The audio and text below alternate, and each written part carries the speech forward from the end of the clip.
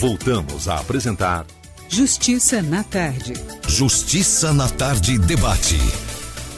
Mais uma vez, os nossos cumprimentos a você que está sintonizado conosco na 104,7 FM, como também nos acompanhando pelo canal da Rádio Justiça no YouTube e ainda pelo canal aberto da nossa TV, no canal 1.3 da nossa TV aberta. Então, onde quer que você esteja nos acompanhando, em qualquer uma dessas, em qualquer um desses sistemas, muito obrigado aí a você pela sua sintonia conosco. Pois bem, hoje o assunto que nós propusemos debater e vamos debater está relacionado com a aposentadoria rural. O assunto é vasto e hoje nós estamos aqui com as nossas convidadas, com as quais nós vamos então avançar neste assunto no sentido de levar informações precisas para você que nos acompanha, não importa que seja no campo ou então na cidade. De repente você está no campo e evidentemente vai absorver realmente aí todas essas informações.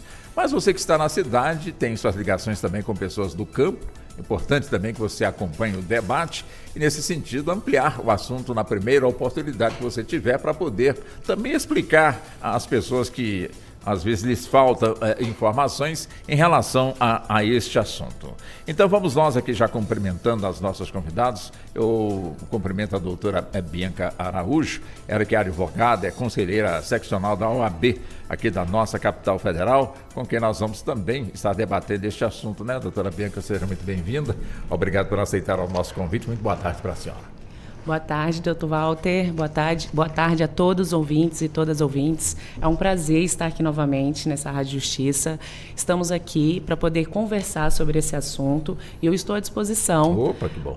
Estar conselheira na seccional da OAB também é muito importante, justamente para a gente poder levar, disseminar cada vez mais assuntos, até porque ter advogado para tirar dúvidas, principalmente desse tema, como o senhor mesmo colocou, é algo muito importante para as pessoas começarem a saber e, claro, em vários temas que se perpassam aqui, que já a gente escuta diariamente na nossa Rádio Justiça, a gente verifica que falta conhecimento da população para que ela formalize as questões. Então, a aposentadoria, seja rural, seja urbana, e em outros temas também do direito, ele é essencial essa questão, né, da formalização.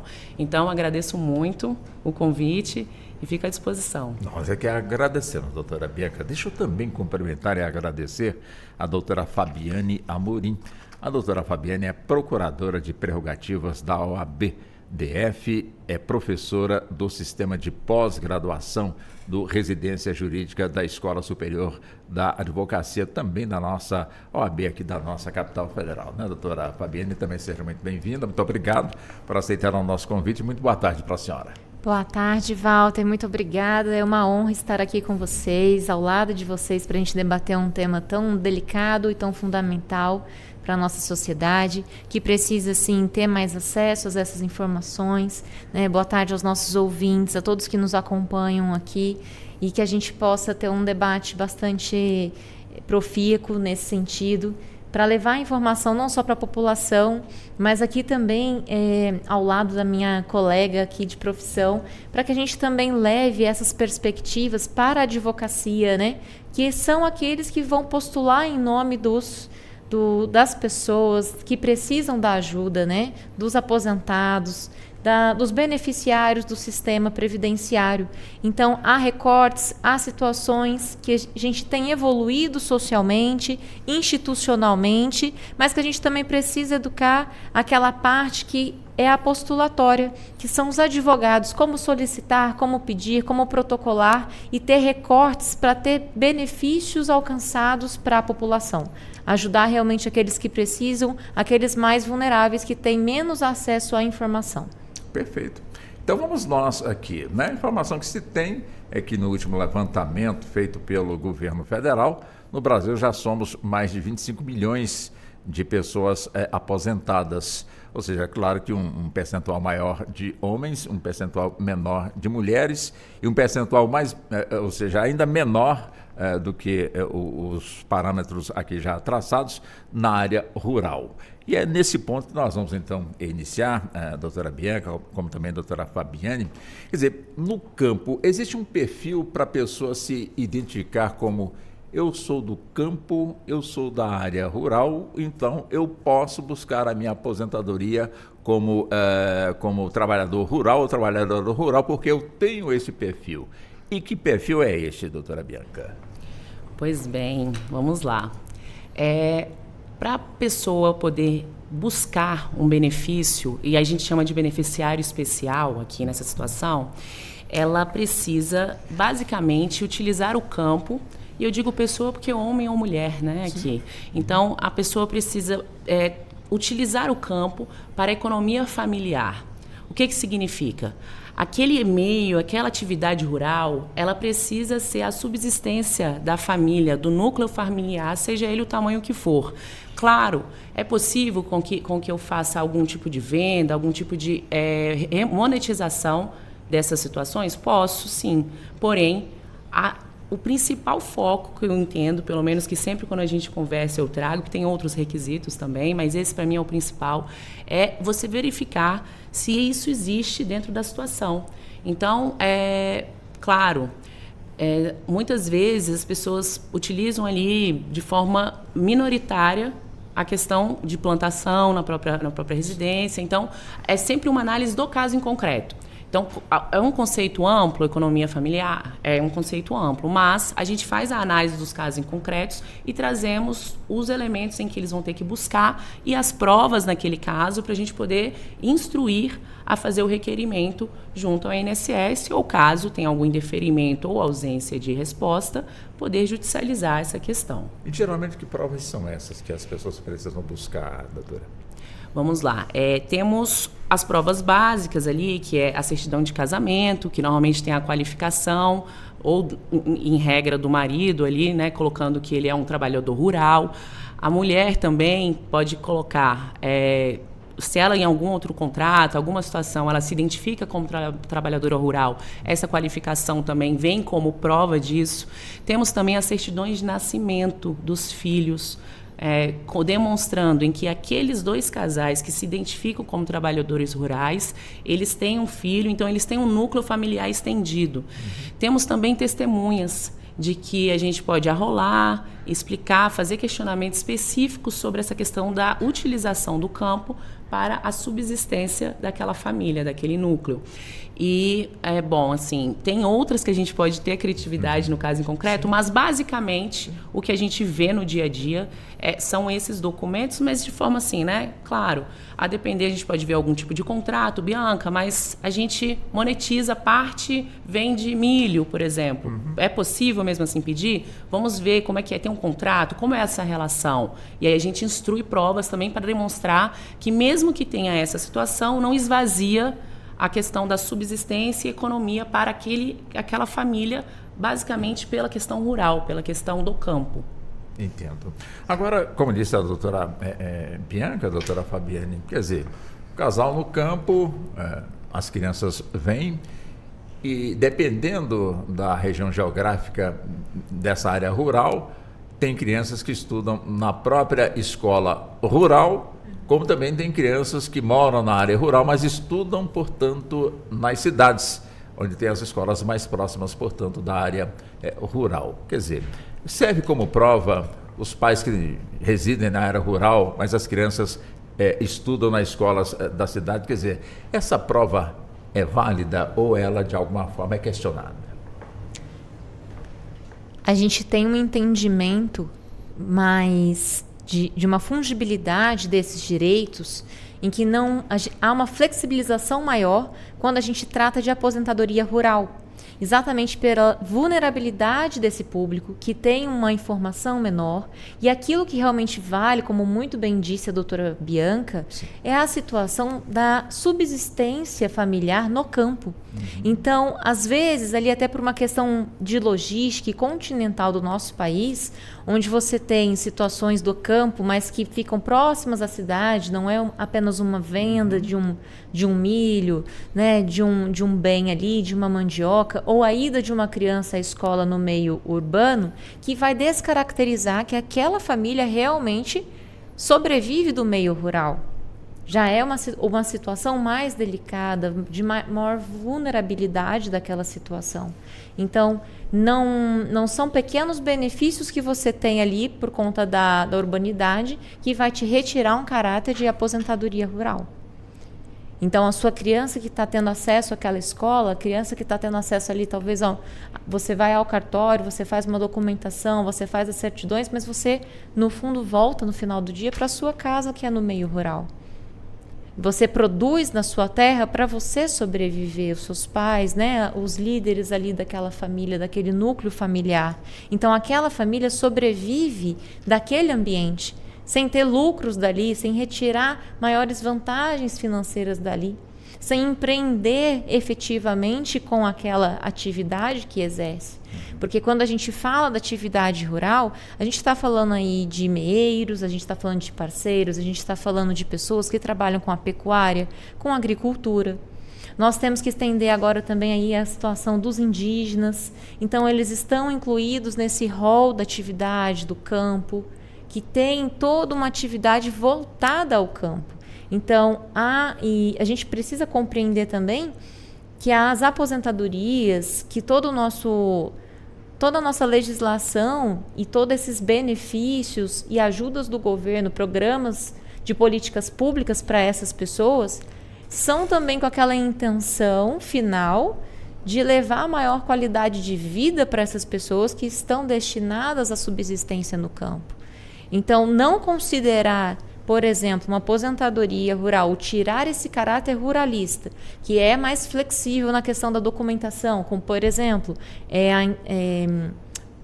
a apresentação de uma testemunha como prova realmente que não é documental, mas tem valor ali para você tentar uma aposentadoria rural, seria injusto de um ponto de vista legal, de um ponto de vista mais do fim da justiça em si. Porque aquelas pessoas ali têm aquele meio para comprovar um direito, um benefício. Agora, claro que na cidade, o trabalhador urbano, ele tem, portanto, aí a tecnologia a seu favor, onde armazena, portanto, ali os seus dados trabalhistas, como também outros dados necessários para que no futuro possa aposentar. Suponhamos que no campo essa tecnologia existe, mas não com tanta frequência e com tamanha possibilidade de atender realmente as pessoas que estão ali no campo. Às vezes lhes falta muito conhecimento, muita orientação e também essas ferramentas. E a pergunta, como armazenar as provas produzidas durante o tempo que essas pessoas permaneceram no campo, até chegar a hora de requerer a aposentadoria?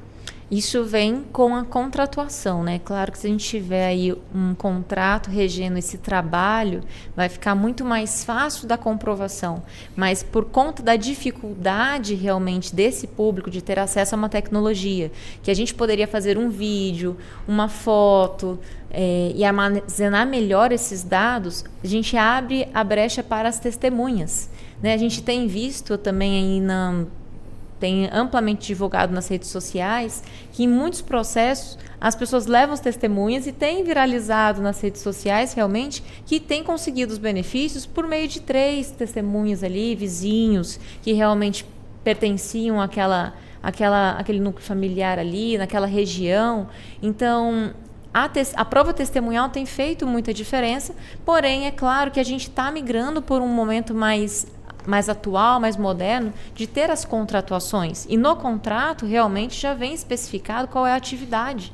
Até porque há atividades que são sazonais. Então, elas são temporais. Para a colheita de um determinado ingrediente ali, de um determinado bem na terra. Então, isso tem ajudado a comprovar todos os requisitos para uma boa para a aposentadoria, para requerer a aposentadoria. Entendo.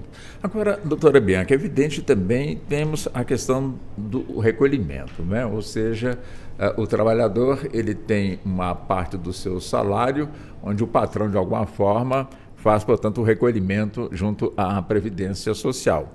No caso de um trabalhador rural vamos imaginar assim, às vezes autônomo, não tem, portanto, aí o patrão. Vamos supor na situação que tem um patrão e na situação que não tem, portanto, o patrão é uma pessoa, portanto, é autônoma.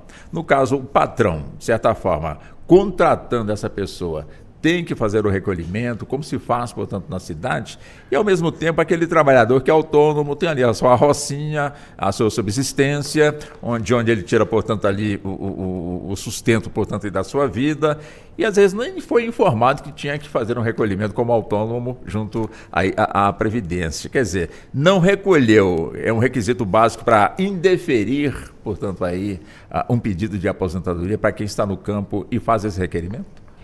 Pois então, nós chamamos esse benefício da aposentadoria rural por idade um benefício especial justamente porque não é um requisito o recolhimento. Então, veja, quando a gente vai lá e faz a solicitação e faz toda a comprovação, nesse caso em específico de aposentadoria rural por idade, eles não precisam fazer recolhimento. Então, dentro disso, basta fazer toda aquela comprovação, que é muito difícil, como a doutora Fabiane acabou de explicar. Às vezes, a depender da contratação, são pessoas muito em situação de vulnerabilidade. Então, a depender da situação, a pessoa ela não está, não tem uma comprovação. Eu falei aqui certidão de casamento, certidão de nascimento. A certidão de nascimento talvez seja um pouco mais acessível. Acho que já, né, a população, em regra, em geral, ela já consegue avançar e ter acesso a esse documento e conseguir, né, entregar isso se precisar fazer uma solicitação. Mas nem sempre tem também a certidão de casamento. Então, veja, antes de tudo, a gente precisa também pensar em outras áreas, se a gente vai precisar fazer alguma outra medida.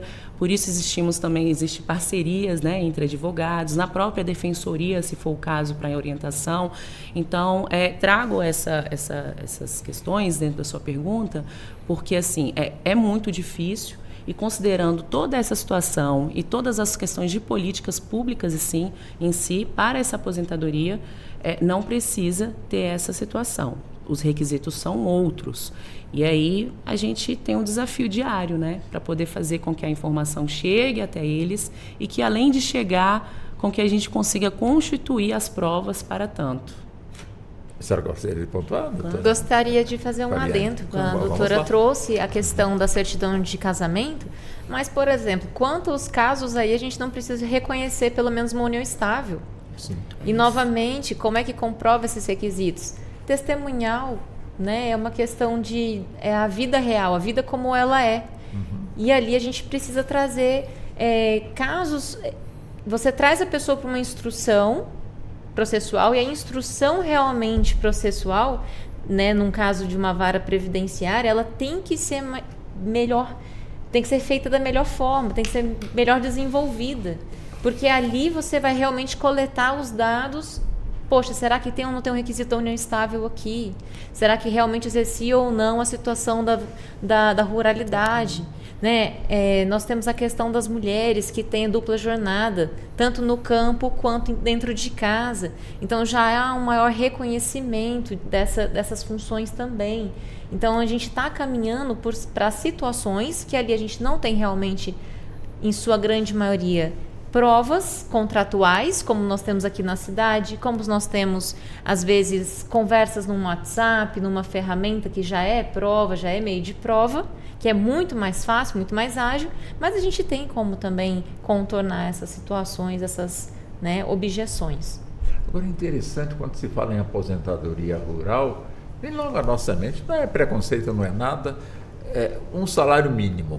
Quer dizer, a gente sempre imagina que o trabalhador rural, quando ele se aposenta, é com base em um salário mínimo. Diferente da cidade, onde nós temos aqui o salário, o teto, me parece que passa um pouco de R$8.000. Aí fica sempre aquela pergunta, quem trabalha no campo de alguma forma, teria como também buscar como aposentadoria o teto do salário? Doutora Bianca, por favor. Pois bem, para a aposentadoria, na forma em que a gente está explicando aqui, não teria. Não teria. Mas da forma que a gente está explicando. Mas, sim, claro, sim. Se a pessoa tem acesso, a gente consegue, talvez, verificar se naquelas vendas a gente consegue afastar essa condição dele, a gente poderia buscar uma outra forma de aposentadoria, tentar conseguir ver se a gente consegue reajustar, mas também é muito complexo porque um pagamento um recolhimento retroativo, por exemplo, nem sempre ele vai poder ser alcançado, porque é uma situação de vulnerabilidade que a pessoa vive. Perfeito. Mas, assim, para a condição rural, seria nessas situações. Então, a gente teria que analisar e verificar a condição da pessoa, no caso em concreto, de fato, para ver se a gente conseguiria afastar esse caso e vir trazer ele como autônomo, mas aí perderia a condição do que a gente está trazendo aqui, né? Eu imagino que quem poderia pleitear, portanto, esse valor seria o dono da fazenda, né? Ou seja, aquele com várias cabeças de gado e quando chega na época de aposentar, evidentemente que ele está recolhendo também, vamos imaginar dessa forma. Essa também já é uma outra questão, né, doutora? Com certeza. Aí é o empresário, né? O empresário já é uma outra conversa. Ele talvez não queira nem aposentar, ele queira fazer investimentos, talvez, que aí foge um pouco do direito previdenciário. Perfeitamente. Bom, é um assunto realmente que chama realmente bastante a nossa atenção. É uma outra questão também, eu encaminho essa para a senhora, a doutora Fabiane, que geralmente o pessoal estaria sentado na área rural, passa um bom tempo na área rural, quer dizer, consegue ter na documentação a sua presença ali na área rural, mas por determinada situação essa família vai para a cidade, ou seja, deixa de estar na área rural. Para muita gente, vamos imaginar dessa forma, bom, então que você veio para a cidade, então que você trabalhou no campo, passa borracha. Não vai valer mais nada, vai valer a partir de agora que você está aqui na cidade e trabalhando realmente aqui na cidade, então é uma outra situação.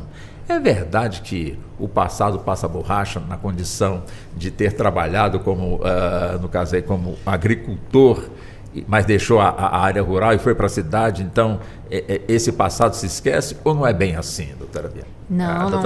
Não é bem assim, né? Até porque seria muito injusto um critério como esse, porque houve um trabalho desenvolvido ali, mas a situação mesmo é você comprovar aquele tempo, um tempo ininterrupto de trabalho no campo, e aí você traz essa prova para juntar com o seu trabalho aqui no meio urbano, né?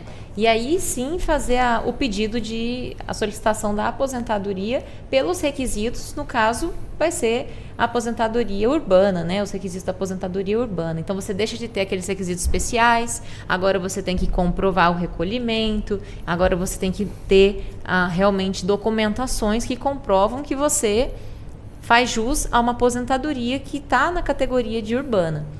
Então, mas você traz esse tempo que você trabalhou no campo para compor a essa cota. Ou seja, quando se fala aposentadoria no campo, é de fato a aposentadoria, para não confundir com o benefício? É de fato a aposentadoria. É a aposentadoria. Quando a gente fala aposentadoria no campo, aqui a aposentadoria rural, é de fato uma aposentadoria. Advinda de um trabalho realizado no campo, advinda de uma situação ali de requisitos que se cumpriram no campo. Um período ali de trabalho que hoje a gente já tem uma diferenciação de tempo de contribuição, veio uma nova legislação. Antes de 2019, a gente tinha um tempo de contribuição de 15 anos, né? Na aposentadoria rural, que valia tanto para os homens quanto para mulheres. O tempo de contribuição como trabalhador rural era o mesmo. Agora não, a gente tem uma diferenciação. De 2019 para cá, os homens têm que contribuir pelo menos aí 20 anos, já as mulheres 15. Isso dentro do campo, né? Então, a gente tem uma diferenciação também. Tá. Agora, para a doutora Bianca, eu perguntei à doutora Fabiane justamente a pessoa no campo e para a cidade. E o inverso? Ou seja, da cidade vem para o campo, ou seja, passa a ter, portanto, a condição de trabalhador rural. Ou seja, perde aquele vínculo que teve como morador na área urbana, ou seja, na cidade, ali contribuiu, então vem, portanto, agora para o campo, a realidade seria outra. Como é que seria essa situação, doutora Bianca? Pois bem, a Fabiane respondeu basicamente, mas eu vou só talvez tentar explicar o inverso. Veja, ele não perde não perde todo o tempo de contribuição em que ele teve na área urbana. E ele pode fazer a escolha de seguir contribuindo de alguma forma, mesmo estando na rural, caso ele mude, só ali não tenha interesse em ter o benefício especial, que o benefício especial a gente falou aqui anteriormente, que ele, de fato, não tem como ser muito além, até porque ele, por idade aqui mesmo, não tem uma contraprestação. Então, a gente tem a questão também da política, do Estado, em que ele faz a subsistência. Então, se eu não tenho uma contrapartida, eu, de fato, ofereço ali um mínimo. Então, não perde a condição. Tá? E aí, eu acho que talvez, não sei se seria uma pergunta, mas eu queria trazer como curiosidade, dentro dessas duas. Existe a súmula 51 da Turma Nacional de Unificação, do Tribunal Federal, Tribunal Regional Federal, em que ele coloca que se um dos cônjuges sai da área rural e trabalha, por exemplo, a mãe é professora na escola urbana próximo da área rural, em que o pai, o genitor, né? Isso estou falando uma situação de um familiar, genitor, genitora e filho, e prole. O genitor, ele realiza o trabalho dia a dia ali para a economia familiar. Ele não necessariamente, não de forma automática, ele vai perder o direito de ter a aposentadoria dele como trabalhador rural. Então, acho que talvez entre um pouco nas dúvidas trazidas, porque o senhor perguntou para a gente em questão de perder o benefício à pessoa individual, mas trazendo para o núcleo familiar, não perde necessariamente também o direito. Então, veja, um dos genitores trabalha no âmbito rural, se a mãe ela trabalha no âmbito urbano, isso tem que ser comprovado nos autos, no INSS, de que ele usa aquele trabalho para a sobrevivência da família e soma-se a questão da mãe também, que recebe uma remuneração na forma urbana. Então, ela teria um direito de aposentadoria diferente dele, mas ela não necessariamente anula o direito dele receber. Então, eu não sei se eu consegui ser clara, mas eu acho que entra um pouco... Até me deu uma deixa aqui para eu fazer uma outra pergunta. Entra um pouco na pergunta, né? Porque o senhor perguntou de forma individual. Sim. Aí isso traz essa súmula justamente porque deve ter ocorrido em algum momento essa questão de retirada de benefícios para se criar essa súmula, e aí não é automático. Isso tem que ser comprovado e não pode só deixar descaracterizar a questão da atividade rural em si, né? Da economia familiar.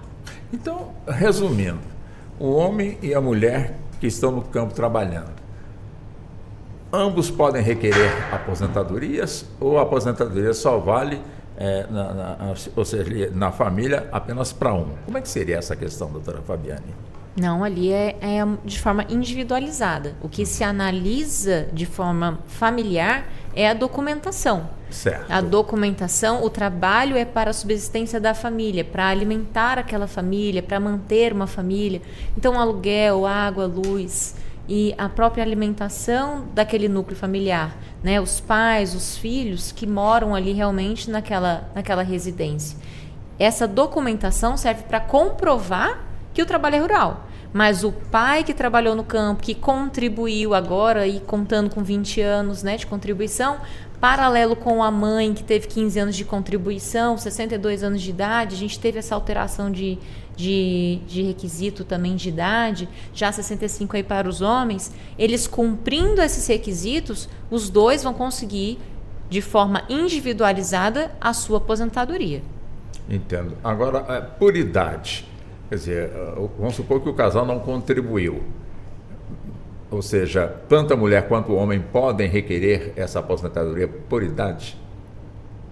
Sem a contribuição. Sem a contribuição. Ou seja, às vezes as pessoas não têm recursos, são famílias que, de certa forma, lutaram bastante para sobreviver, mas não tinha realmente a informação e o valor para poder recolher aí o percentual para, no caso, para a Previdência. Quer dizer, como é que fica? Ou seja, ambos podem aposentar, neste caso, somente a aposentadoria caberia para um membro da família. Nesse caso em específico, a legislação, ela é um pouco antiga, ela é antes da Constituição, mas assim, esse é um requisito de fato que ele existe e ainda é utilizado. Ele tem que ser aplicado para aquele que é o o gestor da família, para não utilizar as palavras mais estruturais e arcaicas. Então, nesse caso específico, por idade, eles teriam que verificar qual das duas pessoas faz a gestão familiar, né, faz aquela orientação, e aí seria concedido apenas para uma pessoa. Mas, inclusive, já vou fazer talvez uma ponderação dentro do seu questionamento, em que, em regra, o que a gente vê são deferimentos para o homem, porque a gente tem a questão estrutural enraizada em todos os aspectos, né? O machismo estrutural, em que sempre o homem foi o provedor daquele núcleo familiar. Então, o que a gente traz de interpretação para essa legislação é justamente o princípio da isonomia. Então, vamos ter diversos casos em que, nessas situações de descobrir quem é o provedor, pode ser o homem, mas há decisões do tribunal em que também reconhece-se que pode ser a mulher, sim, para ser a beneficiária. Mas, veja, é sempre importante verificar qual dos dois, né, em vida ali vão ter essa situação como comprovação. Em regra, é o homem, né, pelo menos como a gente já falou em várias respostas aqui, em que é muito difícil o acesso à comunicação, assim como é muito difícil o acesso à instrução e conhecimento. Então, essa questão estrutural, ela vem a longo prazo no nosso país, e nesses lugares é onde a gente vê muito isso ainda de forma bem enraizada. Então, bom, a regra é essa, mas nós temos várias decisões assim, inovadoras e que são nos dão entusiasmo para poder seguir e entender que em algum momento o Estado ele vai tutelar essas pessoas e que sim, elas podem também ter acesso à informação, elas podem também compreender para além do simples benefício e que sim, muitas vezes a mulher ela vai poder ser essa provedora dentro da questão da economia familiar no campo, né? Então, é muito importante a gente fazer essa análise sempre e que para por idade, finalizando para a sua resposta de forma objetiva depois de todas as explicações, é apenas um dos dois, aquele que é o provedor. Acho que essa palavra define bem. Perfeito. E evidentemente que a gente sabe, né, que essa informação previdenciária ela é muito cara, é muito importante, até porque quase sempre temos a cada governo uma modificação na legislação, né? E isso, de alguma forma, o que muita gente entendeu que era a verdade, de repente, com a modificação, deixa de ser a verdade e entra, portanto, uma outra situação, substituindo, portanto, ele aquela primeira, e daí surgem muitas dúvidas, não só do público-alvo do qual nós estamos falando, até nós aqui, né, que sim, estamos aqui formulando as perguntas, enfim, agora as senhoras são estudiosas, né, no assunto, a gente fica à vontade aqui para perguntar, né, como por exemplo, nessa situação em que apenas um dos cônjuges recebe, falecendo o cônjuge que recebe, o viúvo ou a viúva teria direito de certa forma, de dar continuidade a ter esse recebimento previdenciário no campo do salário, doutora Fabiane? Sim, com certeza tem direito, né, de ter esse acesso. Continua a comprovação, a necessidade da comprovação da união estável ali, pelo menos, se não tiver uma certidão de casamento, mas de uma união estável, como requisito mínimo, né, para você poder ter acesso a essa aposentadoria, tendo em vista o falecimento de um cônjuge. Então, o primeiro ponto é comprovar que é um cônjuge companheiro, realmente ali com um relacionamento ali de 2, 3 a mais anos, né, muito mais. E eu queria fazer um adendo também na fala da doutora Bianca, que ela falou muito sobre essa questão, a gente realmente trata da questão do machismo estrutural. Lembrando aí que a gente vem de uma legislação bem antiga e que estamos avançando ainda, né, em todo o âmbito institucional do judiciário, mas há um dado que é importante, o nosso país ele é muito extenso e há uma diferença cultural em cada região, que traz dados para nós hoje de estudos de CNJ e tudo mais, que menos de 25% dessas aposentadorias rurais são destinadas às mulheres. Menos de 25%? Algumas situações, Algumas localidades nós temos menos de 25% ainda. Então, aquele requisito do eu ainda vou usar a documentação do meu marido para comprovar por meio dele que a atividade era rural e aí vai se estender para mim, mulher, ainda está com alguns reflexos, né? Na legislação, até porque as alterações são mais recentes. E nós temos as regras de transição, nós temos várias situações aí que foram modificando ao longo desse caminho. Mas sim, voltando aí à nossa pergunta, sim, ela tem direito, tem acesso tanto a mulher recebendo aí, no caso do falecimento do seu esposo, do seu cônjuge, para manter o seu núcleo familiar, quanto o contrário também. Né? Importante destacar isso também. É realmente bem interessante. A palavra aposentadoria por invalidez também cabe no campo, doutora Bianca? Veja bem, normalmente no campo a gente consegue fazer esse benefício, consegue verificar essa aposentadoria apenas como segurado especial. A aposentadoria por invalidez, ela teria que ter aquela questão do recolhimento em si. Então, ele tem tem que ter. A invalidez sim. Então, ele teria que ter uma outra condição. É complexo isso, porque, querendo ou não, no campo pode ocorrer essas situações, né? E aí ele talvez, para poder ter esse benefício, tem que verificar todos os requisitos e perderia essa condição de segurado especial que a gente está explicando aqui até agora. Então, assim, é possível, mas não dentro dessa espécie de aposentadoria em si. Aí seria aquele benefício, né? O BPC, né? Aí, BPC, que também é um seguro especial, um seguro especial. Ele não tem necessidade de recolhimento pela pessoa, né? Ele vai lá, comprova suas condições e faz o recebimento. Mas isso é diferente também da aposentadoria por invalidez, né? É importante, talvez... Eu provoquei esse ponto, até porque na cidade sabemos que crianças que nascem com algum tipo de deficiência e que é classificada como, enfim, da condição da invalidez, os pais buscam, portanto, junto aos setores próprios aí, esse benefício. Sim. Independentemente da idade da criança, ou então na sua fase adulta, enfim, ela continua ali, de alguma maneira, recebendo aí esse benefício. No campo, seria a mesma coisa? Ou seja, para uma criança que, de alguma forma, nasce com algum tipo de deficiência, que estaria, portanto, aí nessa condição, né, de reconhecer que, naquela situação, ela tem esse direito ao benefício.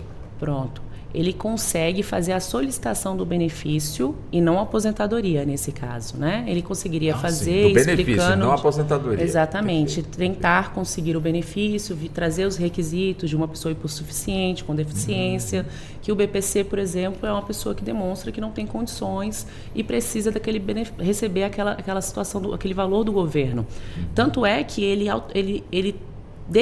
a pessoa deixa de receber ele quando ela consegue algum emprego, alguma outra situação, ou se comprova, mesmo na situação de autônomo, que ela tem algum tipo de recolhimento. Então, tem essa situação. As pessoas podem, sim, solicitar, só que isso também não mistura, não faz perder o direito de se aposentar pela atividade do campo, né? Ter a aposentadoria rural do pai. Sei. Então, assim, nesses casos ele pode sim, só que é bem complexo, né? Porque muitas vezes a pessoa nem tem acesso a essa informação. Igual a gente falou, tudo no direito a gente tenta, e acho que é uma grande luta, né, doutora Fabiane? A gente conseguir levar a informação para que a pessoa busque os seus direitos, né? Para que a pessoa tenha acesso. E muitas vezes, se ela conseguisse chegar na agência do INSS, claro que é uma agência super populosa, as pessoas, né, muito cheia, mas se ela conseguisse chegar nesses locais e ter a informação, uma defensoria pública, não estou nem falando de contratação de advogado particular aqui, entende? Sim. Mas se ela conseguisse chegar, ela saberia de muitos outros benefícios que talvez ela possa ter, né? Igual a gente falou, e se ele sair e for trabalhar na cidade, ele pode trocar, ele pode recolher, ele pode averbar um período de tempo para poder somar, pode.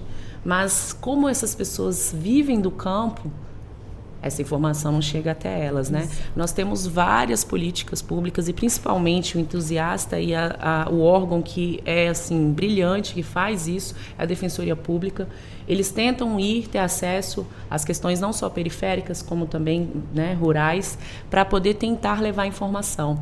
Mas nossa população ela é tão grande em que, infelizmente, esse órgão, por mais que ele tente, e a OAB também é um exemplo disso, nós fazemos vários tipos de ações nas regiões rurais aqui no Distrito Federal. Nós temos as subseções em que fazem essas movimentações para poder levar informação à população.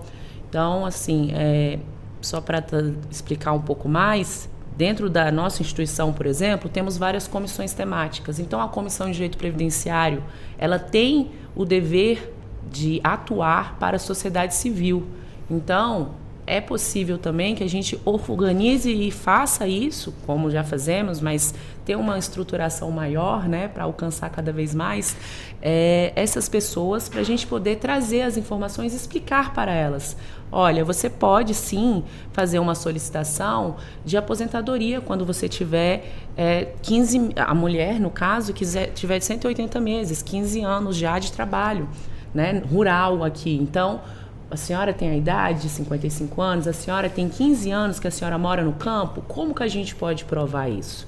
Então, a gente levar essa informação é muito importante. E aí, nesses momentos, talvez, a gente saiba e perceba outras situações, como tem um filho com deficiência, tem um filho neurotípico, vamos atrás de possíveis direitos ou benefícios, que no caso seria com deficiência, que hoje é regulamentado.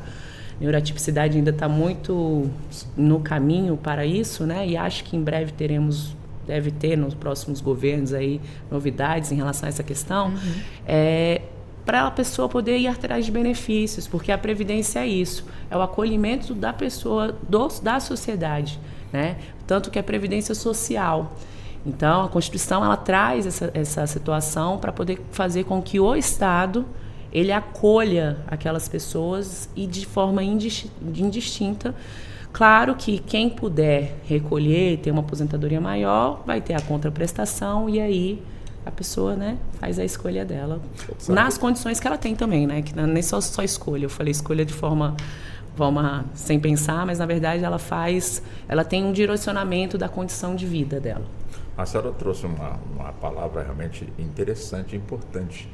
O assunto que hoje nós estamos abordando aqui, a senhora falou na complexidade, tá? E é realmente um assunto muito complexo. Por isso é que nós temos aqui que agradecer tanto a senhora, como também a doutora Fabiane, ou seja, profissionais que, de alguma forma, doam os seus conhecimentos para as pessoas que têm muita dificuldade de absorver realmente aquilo que, às vezes, ouvem de alguém, ou então uma publicidade, quem sabe, muito rápida ali, não dá realmente para a pessoa entender, e de forma didática, como a senhora a doutora Bianca, como também a doutora Fabiane estão, né, fazendo aqui, com toda certeza está enriquecendo de conhecimentos, portanto, aí o público que nós pretendemos de alguma forma alcançar. Sim. Não só os que estão no campo, como aquelas pessoas que estão super interessadas para repassarem o assunto para suas mães, para os seus pais e de alguma forma também ajudarem a resolver, portanto, aí essa questão que é muito importante e precisa disso, né, doutora Fabiana? Nesse Brasil nosso de tamanho continental, eu fico aqui imaginando quantas pessoas que nasceram,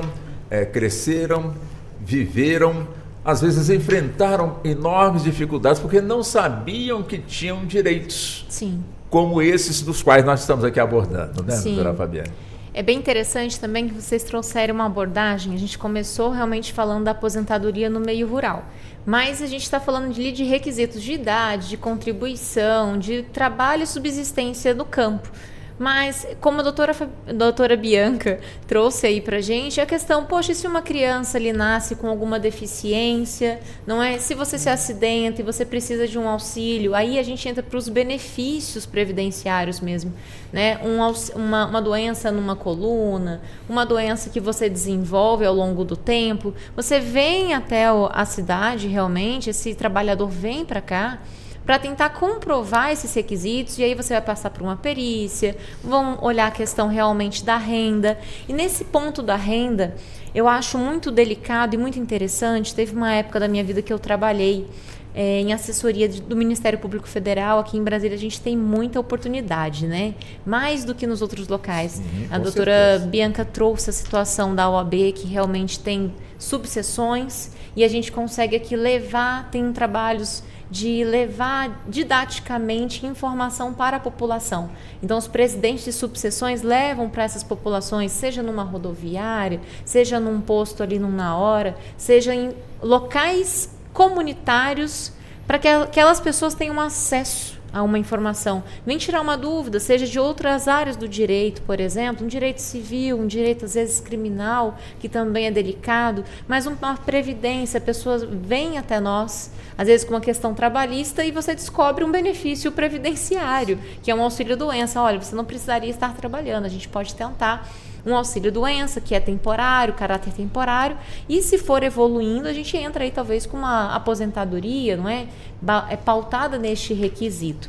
Agora, essa situação da BPC-Loas, eu acho muito, muito interessante, porque todo o direito previdenciário, a gente olha o quesito da vulnerabilidade financeira. E isso é muito analisado, e no caso do BPC-Loas, a gente falava aí, naquela época, de olhar se a renda familiar dividida per capita aí não passava de metade de 1/4, né, por pessoa. E eu me lembro que naquela época o promotor para o qual eu trabalhava, ele tinha um olhar mais sensível, e realmente o previdenciário eu acho que é diferente das outras áreas, porque às vezes a gente pensa assim, são requisitos fixos, aquele rol taxativo, né? Então, qual é a metade do valor de um salário mínimo hoje? É X. E você não pode passar daquilo ali. Poxa, mas a gente pegava alguns casos ali na promotoria que você via que passava assim R$100, R$50. E às vezes um promotor lá do primeiro grau ali negava aquele benefício por conta porque passou aquele limite. Mas a hora que você abria o processo e olhava um estudo social, a hora que você olhava realmente como é que era a moradia, o que tinha dentro da casa da pessoa, você realmente entra na privacidade, na intimidade, onde estuda, aquele salário ali, aquele valor que passou ali, mas ele é todo usado em medicações normalmente, isso tinha muito ali no MPF. E eu lembro que naquela época o promotor deixava a gente fazer os pareceres mais flexíveis, para entender que aquele rol familiar também merecia ter um benefício, que aquela pessoa merecia ter um acesso a um benefício. Sem contar os descontos, né, que a gente tem também das políticas públicas, que as pessoas podem receber um Bolsa Família e tudo mais, e tudo isso às vezes é considerado ou não no cálculo para conceder ou não aquele BPC. E a gente ainda tem também situações delicadas, e aí, assim, é a complexidade do nosso país. Porque o BPC, por exemplo, ele é para as pessoas ali com deficiência. Aquelas crianças, por exemplo, já nascem com uma deficiência, saem do hospital com uma certidão, um atestado médico, com todo o requisito objetivo formalizado. E aí fica mais fácil, mais rápido de você ter acesso. Mas aquelas que desenvolvem ao longo do tempo, né? Ou então, situações como, por exemplo, o BPC leva em situação a renda. E aí acaba que a mãe, normalmente, novamente a gente entra na questão estrutural de gênero, e é difícil a gente soltar essa amarra. Por quê? A criança recebe o benefício, mas pela LOAS, ela fica amarrada, aquela criança, naquele benefício, e ela não consegue trabalhar um trabalho formal. Porque a partir do momento que ela vai trabalhar e vai fechar um contrato e vai fazer recolhimento, aquele salário dela com aquele benefício passa o limite, e ela a criança perde o benefício, porque a renda per capita passou daquela máxima, daquele teto. Então a gente tem esse problema, essa complexidade. Por outro lado, por exemplo, vou trazer um caso aqui, microcefalia. A microcefalia numa criança, pela BPC-Loas, você atende os requisitos, recebe e tudo ok. Já por uma questão de governo, uma questão política, tem aquela lei que veio da microcefalia gerada por aquele vírus. O vírus, a Zika. Zika vírus. É isso. E aí, ali, a família não está presa nessa situação de limitação de salário. Então, olha só, eu tenho 2 crianças com microcefalia no país, A mãe está presa na renda, ela não consegue trabalhar, ela não consegue aumentar a renda daquela família, porque ela vai buscar um emprego, aí ela recebe um salário mínimo daquele emprego, porque ela está iniciando. Só que o benefício já é um salário mínimo. E é só ela e aquela criança. Quando você divide aquele valor, passa do teto. E aí ela perde o benefício e só fica com o salário mínimo. Que não dá. E aí, ela fica com o benefício ou ela vai trabalhar? E aí ela precisa ela vai estar fora do ambiente, do lar, ela precisa de alguém para ajudar com aquela criança. Por outro lado, uma lei política que te dá o benefício do salário mínimo também, por uma microcefalia gerada pelo vírus, mas que a mãe, que a família não está presa nesse requisito da miserabilidade. Olha que complexo. Bem complexo essa situação que a senhora levanta, hein, doutora? E tem solução? Atualmente, num estudo que eu tenho feito sobre isso, realmente são leis diferentes, com requisitos diferentes. Você tem que passar pelo Congresso para teria que passar pelo Congresso para eu acho que o mais correto seria tentar mudar a LOAS, porque para que aquela mãe, para que aquele núcleo familiar e aquela mulher ali, ou aquele pai, mas minoria nesse caso, né, a maioria é a mãe mesmo que se dedica ao tratamento daquela criança, que ela consiga trabalhar sem perder o benefício e aumentar essa taxa de renda para que ela consiga realmente melhorar a qualidade de vida, melhorar a renda familiar, sem que ela seja punida, porque hoje o sistema está punindo essa mulher. Interessante que a senhora levanta esse assunto, né? Também colocando um assunto aqui, a doutora Bianca, onde tem os programas sociais do governo, com uma quantia de salário. Então, com isso, muitas pessoas que prestavam serviços domésticos, vamos colocar dessa forma, ou na área urbana, ou então na área rural, esse pessoal prefere, evidentemente que não estamos aqui generalizando, mas boa parte, às vezes prefere, não que ela prefira, é que ela não tem o devido conhecimento, que muitas acham que se eu aceitar aquele emprego, eu vou perder ali aquele benefício. Então, o que eu vou ganhar ali é o mesmo do benefício que eu estou ganhando aqui sem fazer nada. Quer dizer, é uma situação que, como disse a doutora Fabiane, é preciso dar uma modificação na legislação para dar uma segurança jurídica, essa é a palavra mais correta, né, doutora Bianca? Perfeito, é isso mesmo. Nós temos, como a doutora Fabiane trouxe, situações que parecem semelhantes, deveriam ter o acesso de forma igualitária, mas por causa dessas, né, incongruências, várias legislações e a questão previdenciária em si, a gente tem a lei dos benefícios, mas cada desdobramento, elas estão em legislações esparsas. Veja, o Código Civil, nós temos o Código Civil, inclusive direito de família, sucessões, ele está dentro do Código Civil, das relações civis. Claro, temos legislações específicas, lei dos alimentos, gravídicos, alimentos também tem a lei especial, mas a estrutura do sistema, de como vai ser aplicado os direitos, ele está dentro de um código. No direito previdenciário, nós não temos isso.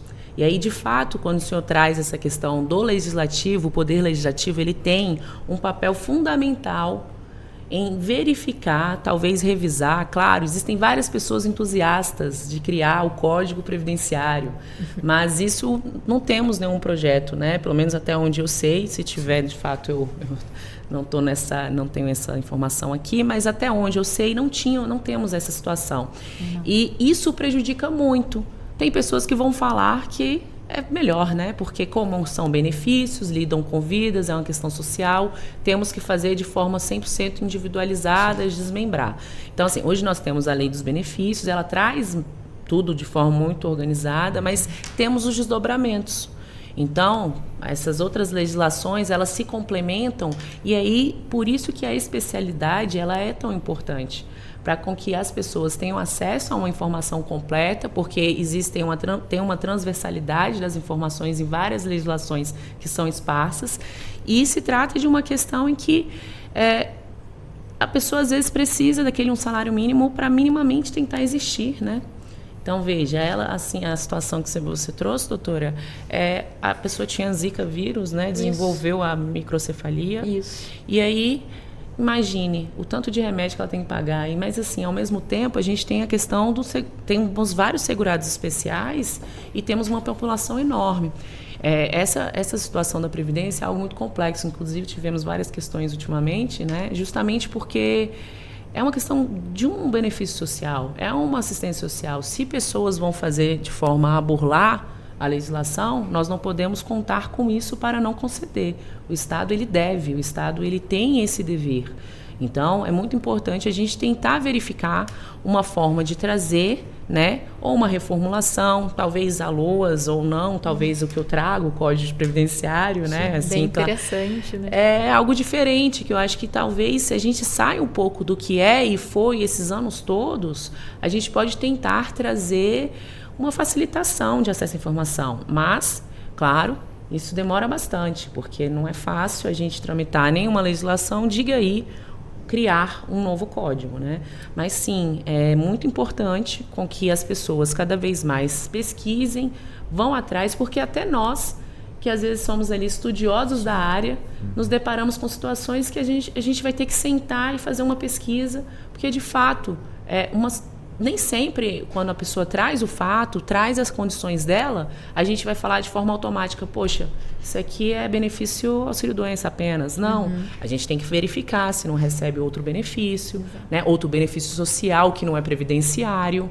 Então, a gente tem que fazer toda essa análise, que é um desafio diário, né? Que a gente vive e temos muito prazer quando dá tudo certo. Com toda certeza. Bom, nós já estamos caminhando para fechar a primeira hora. Passa rápido, não é? Nossa! Aqui no assunto, já estamos fechando aqui a primeira hora aqui do nosso debate. É evidente que temos outros assuntos que nós vamos, inclusive, estar também abordando. E um desses assuntos que nós vamos estar abordando está relacionado também com a decisão, né, do Tribunal Regional Federal da 6ª Região, onde, portanto, garantiu aí a aposentadoria a uma mãe lavradora, uma mãe, né, da área rural, um assunto que chamou bastante aqui a atenção. Eu sei que as senhoras também querem que abordemos este assunto, e esse assunto será de fato aqui abordado. Quem sabe que o caso dessa senhora possa ser também o resultado deste caso, ser o resultado para milhares de outros casos, de alguma forma estão aí na pendência, na dependência, portanto, aí enfim, de uma solução. Bom, eu peço licença à doutora Bianca, como também peço licença à doutora Fabiane, para que possamos sair para um rápido intervalo, mas eu prometo que rapidinho estaremos de volta para a gente não perder realmente aqui a discussão, que está quente, né? Está boa, está bem informativa. Parabéns às senhoras aí pelo grau de conhecimento que as senhoras têm, e com certeza quem está ganhando é o outro lado, né? O pessoal que está nos acompanhando e evidentemente tomando conhecimento realmente dessa situação tão complexa que é relacionada à Previdência, mas que as senhoras explicam de forma bem didática e caindo, portanto, aí no conhecimento aí das pessoas, que com certeza vão poder agora cobrar com mais veemência aí sobre os seus direitos. Nós vamos então para o intervalo, são agora 15h58, voltamos em instantes, até já. Você está ouvindo Justiça na Tarde.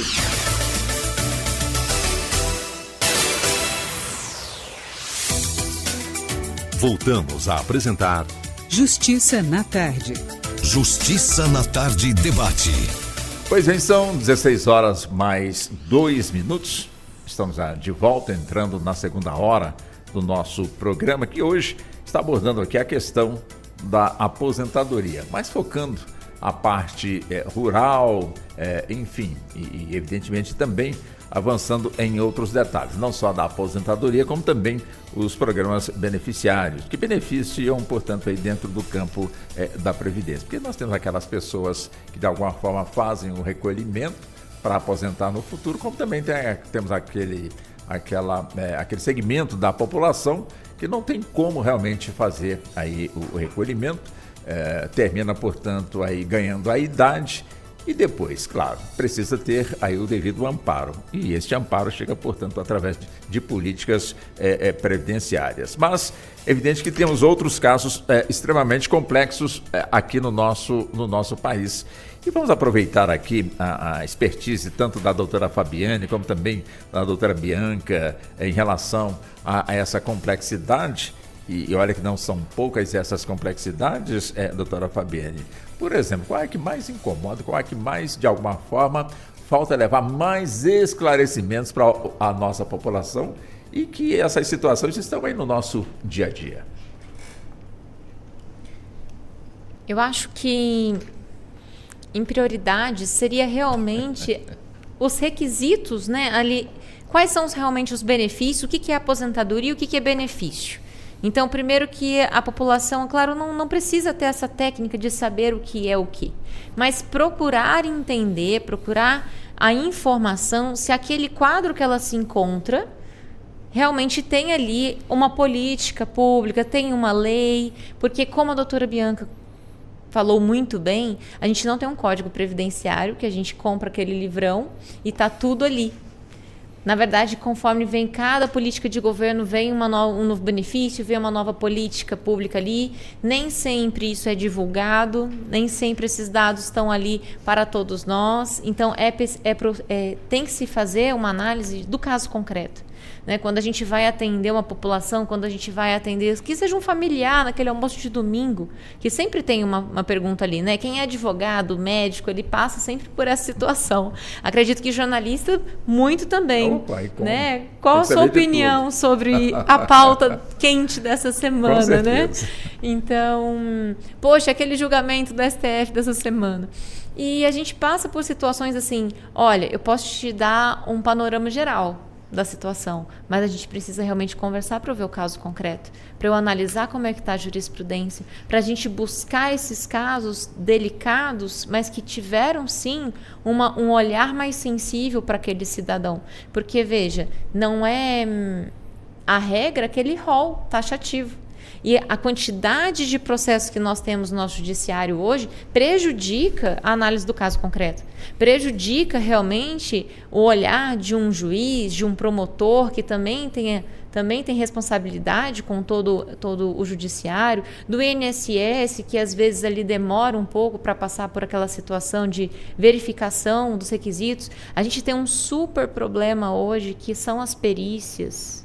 Porque nós temos pessoas muito doentes, a nossa população está envelhecendo, conforme envelhece, precisa de mais saúde, mais saneamento, a gente precisa de um sistema previdenciário, de seguro social maior e melhor, né? Então, às vezes você tem, para quem advoga, né, nessa área, a gente tem ali um cliente que nitidamente ele está numa situação precária de saúde. Aí a gente encaminha ele para uma perícia. Às vezes não passa no administrativo ali do INSS. Tá bom, vamos judicializar. Aí vai para a perícia ali judicial. Poxa, ele também não passa. E ali o perito fala, não, mas você não está apto ao trabalho para esse que você já exerce. Então, você é um motorista, teve um acidente nos seus olhos, você não consegue mais dirigir, não consegue mais exercer aquela atividade, mas você pode exercer outra. Né? Mas, poxa, o seu José passou 30 anos como motorista. E agora, né? Como é que ele vai ali se reerguer? Como é que ele vai ali buscar aprender uma outra profissão? Às vezes a gente conhece, nos nossos casos da vida real, eu conheço motoristas que tiveram um acidente de um olho, mas dirige muito melhor que eu diria. Até, né? Que tenho ali, sou mais jovem e tudo mais, mas ele dirige melhor que eu.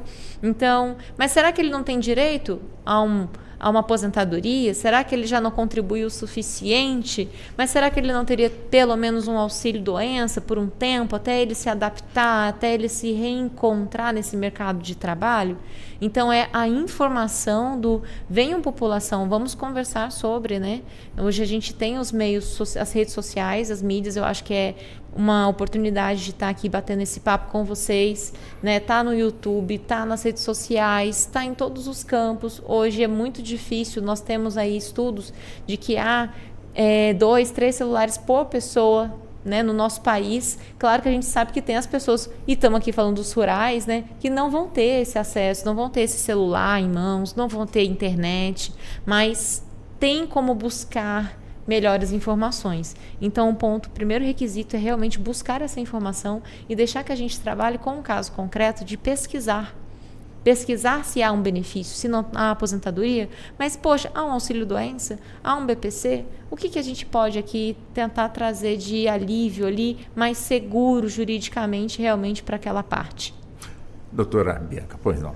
Sobre essa questão, é muito importante lembrar também que tudo aquilo que a gente vai pedir, aí eu vou falar judicialmente, aplica-se também para o processo administrativo, né? Mas, assim, judicialmente, a gente faz a busca da verdade real. Então, muitas vezes as pessoas, elas desistem de buscar um direito por achar que não tem como comprová-lo. No outro bloco nós tratamos disso, né, que as pessoas do meio rural, que trabalham no campo, como que a gente vai chegar a acessá-las. Então, é muito importante com que todos e todas que tenham acesso pelas redes sociais, pela Rádio Justiça, por outros meios de comunicação, levem para aqueles que conhecem, que sabem que talvez ele não tenha acesso, talvez ele possa até ter um telefone celular, mas ele não consegue acessar, porque existe o algoritmo, existem várias questões em que, como ele não faz essas pesquisas, ele não vai ter aquele acesso enviado, né, de forma automática. Mas a pessoa, tendo conhecimento disso, é muito importante sempre lembrar de falar que o objetivo de um advogado, ou de um defensor, ou daquele que está passando a informação, é de buscar a verdade real. Então, no processo civil, a gente tem isso como base, assim, em qualquer área. E no previdenciário é muito importante levar isso em consideração. Até porque, para os benefícios para as pessoas que atuam com atividade rural, também a aposentadoria, né? Eles precisam trazer alguns requisitos e que a gente vai construir isso, né? A gente falou no outro bloco também, só para fazer essas rememorar um pouquinho, que às vezes se a pessoa não fez a certidão de casamento, não tem uma comprovação daquela união estável, considerando que talvez a mulher que está pedindo ali um benefício de pensão por morte, porque o cônjuge tinha aposentadoria rural, mas ela não tem a comprovação. Então, a gente tem questões prévias e a gente constrói isso, né? Isso é muito importante ser dito, porque parece simples. A gente abre a legislação e tem lá requisito de idade, requisito de tempo, aposentadoria por idade, aposentadoria de invalidez, benefício X, auxílio-doença. Mas quando você pega o caso em concreto, nunca vai ser de forma objetiva esses requisitos. A gente tem que entender como que eu vou trazer a objetividade para o caso. Fazendo uma ação de reconhecimento, fazendo uma construção, fazendo uma ata notarial no cartório. Então, acho que, né, a doutora Fabiane falou muito bem, mas queria trazer essas pontuações que a gente falou no outro bloco, para a gente poder colocar que é algo importante, né? Para quando for levada a informação, não desestimular, pelo contrário, estimular. E, claro, a linguagem simples, a linguagem humanizada, ela também é muito importante, porque nós, advogados, temos o nosso juridiquês, jornalistas conhecem muito, às vezes até falam mais, né, do que os próprios advogados, porque já estão acostumados, jornalistas específicos de advogados, mas as pessoas, a população não. Então, é muito importante mesmo que todos os advogados e advogadas, eles entendam a condição da pessoa. E não é porque todo mundo, a gente tem né, informações de que existem 2 celulares por pessoa, mas como a doutora Fabiana muito bem pontuou, mesmo tendo essa informação, existem pessoas que não vão ter acesso ainda à informação. Claro, estamos avançando muito, que bom, mas não podemos perder de vista essa questão para não perder a parte social.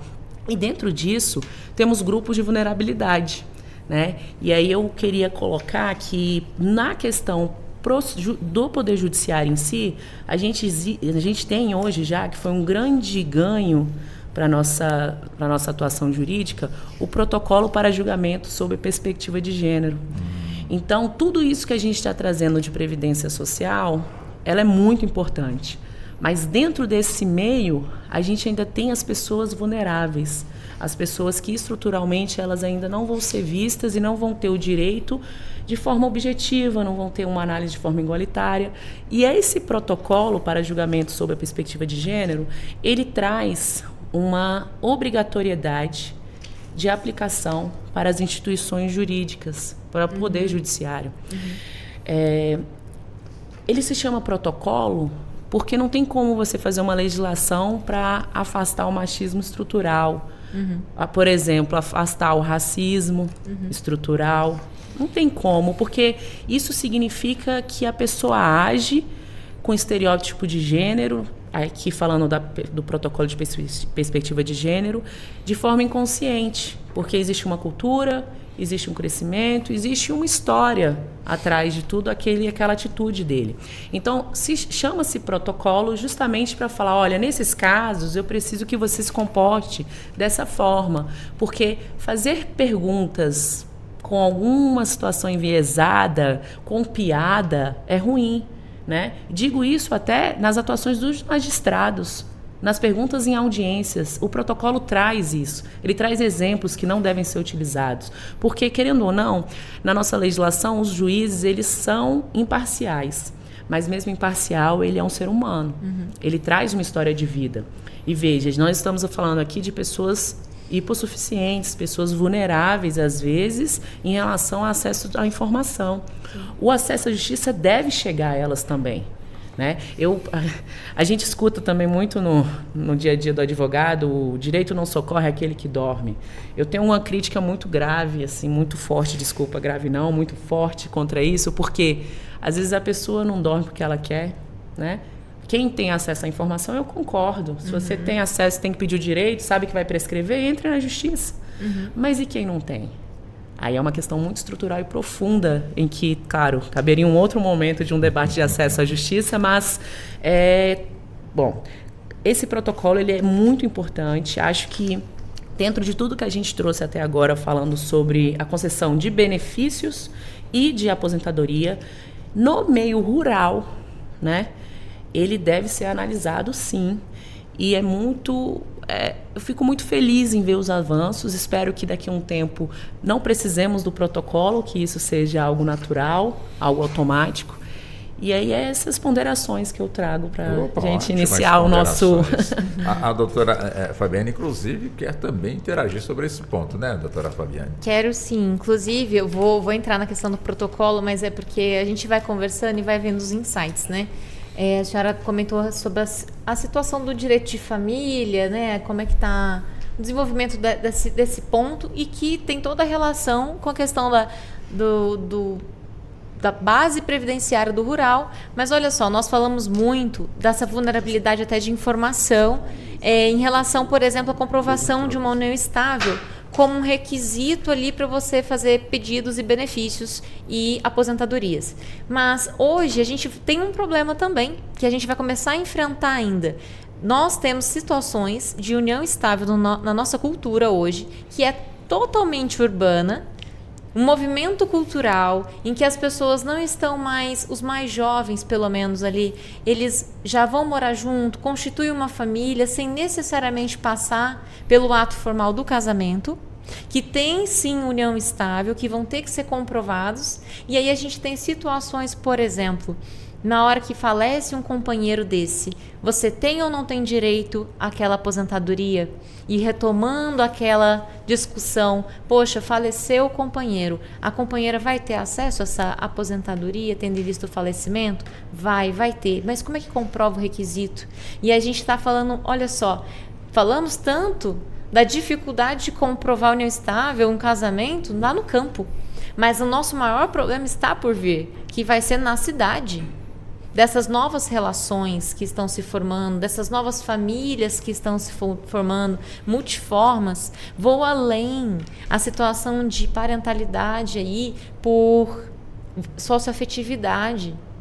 Aqueles casos em que você já registra um filho, nós já temos casos no nosso país que tem 2 pais ou tem 2 mães. Então imaginemos aqui que você tem 2 cônjuges de uma relação e o outro do outro lado da relação, um deles falece. Como fica essa situação da aposentadoria? Para quem vai, como divide? O nosso código não prevê isso, isso é caso concreto, né? E saímos do meio rural, porque às vezes está dentro da gente também pensar assim, poxa, o rural é mais vulnerável, mas a cidade também está ficando, né? E aí esse corte realmente pelo protocolo, extremamente importante a gente trazer isso aqui, porque não é algo que é tão novo, mas é algo que precisa ser divulgado.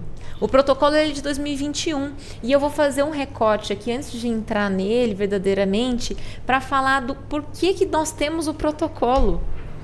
O protocolo começou por conta de um julgamento, né, do caso da Márcia Barbosa de Souza, que era uma menina, uma jovem de 20 anos, da Paraíba, cidade de Cajazeiras, né? Aqui no nosso Brasilzão, lá na década de 70. E ela era uma jovem de 20 anos, negra, que naquela situação de pobreza, de vulnerabilidade financeira, teve um relacionamento amoroso com um deputado estadual e veio a sofrer um feminicídio, que hoje a gente entende por feminicídio. Mas naquela época nem se falava de feminicídio, era homicídio. E olha lá. E ainda se questionou sobre essa jovem. O processo dela ficou parado 9 anos. Por quê? O deputado estadual ele teria imunidade. E aí o processo dele ficou parado enquanto ele era um deputado. Durante 9 anos ele foi deputado, 9 anos o processo ficou parado. Após esse prazo, esse lapso, começou o julgamento do caso dessa jovem. Era uma jovem, né? Chegou a falecer. Esse caso foi bater na ONU em 2007. E teve julgamento dele 7 de setembro de 2021. Mais 14 anos. Só que a gente tem que entender que a responsabilidade do julgamento era da justiça brasileira. Quem demorou para realmente tomar um posicionamento sobre isso foi o Brasil. E sem esse recorte de gênero, sem o recorte do olhar pela mulher na questão familiar, da violência que ela estava sofrendo, que ela sofreu, não é? Quantas Márcias não tem, quantos casos a gente não tem por aí, e a gente realmente precisou avançar nesse ponto na legislação para especificar a questão do homicídio com o recorte do gênero da mulher. E quanto mais a gente não evolui nisso, o ponto é que esse protocolo ele veio pelo CNJ, em pesquisas que podem ser feitas aí, eles dizem ainda que é um protocolo, mas não é ainda uma obrigatoriedade, mas há divergências, né, técnicas e teóricas sobre isso, e vou deixar a doutora Bianca aqui entrar mais nesses requisitos aí para a gente desenvolvendo. Doutora Bianca, inclusive, a senhora falou muito, doutora Fabiane, na perspectiva de gênero, como também a doutora Bianca, e justamente esse contexto me dá aqui a oportunidade de trazer para o debate uma decisão, portanto, no caso aqui, do Tribunal Regional Federal da 6ª Região, que fica no estado de Minas Gerais, onde, por maioria, a segunda turma deste tribunal deu provimento à apelação interposta pela parte autora, ou seja, uma segurada que inclusive já está falecida, e justamente ela pleiteava a concessão do benefício de aposentadoria por idade rural. A ação havia sido extinta em primeiro grau por suposta falta de interesse de agir, expressão jurídica usada quando o juiz entende que o processo não seria necessário para resolver o caso. Só que o assunto evoluiu, até, portanto, ser concluído. Ou seja, que lição este caso nos traz em torno do que nós estamos debatendo aqui neste momento, doutora Bianca? Pois bem, vamos lá. O TRF6, né, pelo voto da desembargadora Luciana Pinheiro, ele traz essa decisão dentro do direito previdenciário, aplicando o protocolo para julgamento sob a perspectiva de gênero. A aposentadoria por idade rural, a gente tratou aqui alguns requisitos e falamos que, em regra, ela é concedida para das pessoas Sim. que são o provedor daquele núcleo familiar. Nesse caso em concreto, tive a oportunidade de ler a redação, não tive acesso ao acordo, ele não está disponibilizado, talvez por alguma situação, enfim. Sigilosa, né? Exatamente. Mas dentro do que eles trazem de recorte na reportagem, temos um primeiro ponto que eu queria trazer antes de falar especificamente do protocolo. A questão do processo civil, que eu fiz as ponderações no início do bloco, que a gente precisa Sim. instrumentalizar, construir isso, é o caso. Ela faz o pedido de aposentadoria por invalidez, ou aposentadoria rural por idade. Sim. O juiz de primeira instância, o juiz de primeiro grau, o juiz de piso, bom, tem várias formas de identificar, ele faz a análise e fala, veja, não foi feito, não tem interesse de agir. Ao que me pareceu, pelas informações que tive acesso, é porque não tinha o indeferimento do INSS. Em regra, no direito previdenciário, pelo menos tem algumas exceções, a depender do caso em concreto. Para você ir ao judiciário, você precisa de um indeferimento administrativo, que é esse interesse de agir, que o doutor Walter explicou de uma forma muito bem, né, para as pessoas que talvez não estejam no meio jurídico. Então, para você ir no judiciário, tem que ter um indeferimento. Nesse caso, não teve, o juiz falou, então, vou extinguir, não vou nem analisar o seu direito. Veja bem, fizeram recurso, e a doutora Luciane, de forma brilhante, ultrapassou essa situação, verificando a questão do mérito, do direito, cadê a justiça social, né? E passou as análises dos requisitos. O companheiro dessa segurada, ele tinha aposentadoria por invalidez. Nesse caso, tem informações de que ela estava recebendo pensão por morte decorrente da aposentadoria por invalidez, que é possível, porque eles têm uns benefícios, né? Sim. Só que no âmbito rural, com os requisitos deles, de forma diferenciada. E ela entra fazendo esse pedido da aposentadoria. Por quê? Em que pese ela ter o benefício da pensão, ela se distingue da aposentadoria, que eu falei que tem aquele requisito, né, do provedor da casa. E aí ela entra falando, olha, ele era o provedor, mas eu também, agora que estou aqui em vida e faço o pedido, eu segui sendo. Eu trabalhei naquela época com ele, na lavoura, mas eu também fazia a economia do cuidado dentro de casa. Eu cuidava dos nossos filhos. Nesse caso em específico, ela tinha certidão de casamento, ela tinha certidão de nascimento dos filhos para comprovar que ela tinha esse cuidado, que a gente chama o trabalho do lar. E ela traz algumas testemunhas, né, que a doutora Fabiane trouxe aqui em outro momento, em que nesses casos de concessão de benefício para questões rurais, as testemunhas, elas não são valoradas de forma distinta das provas documentais, porque são pessoas que ali têm dificuldade em constituir provas, então o magistrado, em regra, faz essa análise e dentro do direito tem essa proteção, né, do direito previdenciário. Então ela traz esses argumentos e de forma brilhante a desembargadora, ela tanto que ela foi por maioria, então provavelmente algum estava mantendo a sentença de primeiro grau pelas questões objetivas e processuais, e ela faz toda a menção do protocolo em seu voto.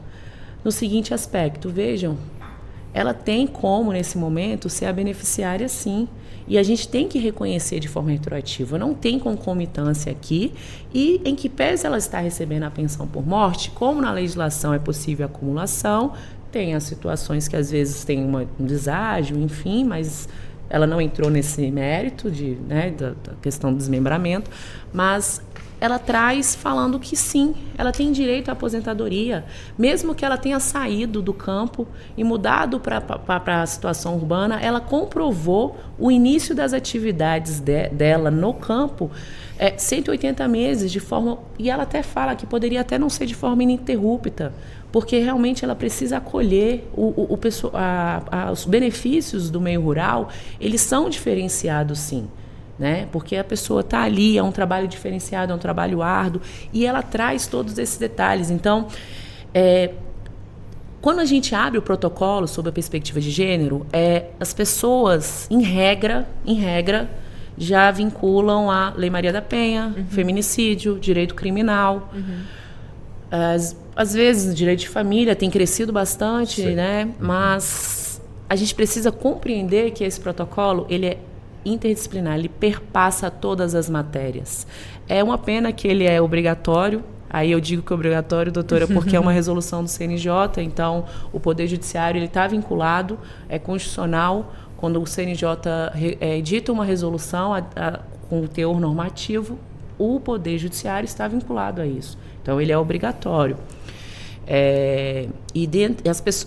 Muitos juízes se recusam a analisar isso.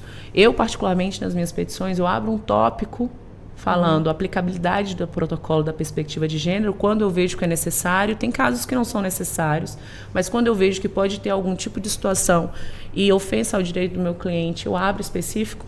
É muito difícil ter a aplicação, né, desse protocolo. Eu, particularmente, pelo menos aqui no Distrito Federal, ainda tive decisão só no âmbito da Justiça do Trabalho. de todas essas questões que a gente solicita, mas seguimos em frente, recorremos, né, como foi feito nesse caso. E o previdenciário, nesse caso, é incrível como não dá para desconsiderar a economia do cuidado. Porque por mais que a gente falou aqui o tempo todo da atividade rural, agronomia, a mãe estava cuidando dos filhos para poder construir aquela subsistência da família. Então, isso tem que ser valorado. E é a grande dificuldade que a gente tem hoje.